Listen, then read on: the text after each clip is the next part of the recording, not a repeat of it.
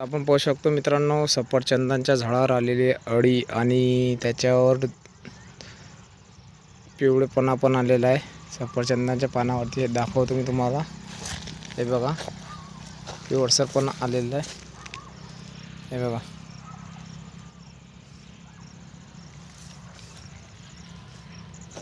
तर हे बघा कसं टेकण्या लावलं ते आणि त्याचे झाड ते कलंडलेले आहेत सफरचंदांचे. पाहू शकता आपण. हे बघा, टेकण्या लावलेले आहेत आम्ही त्याले. झाड हे कलंडलेलं आहे याच्यामध्ये.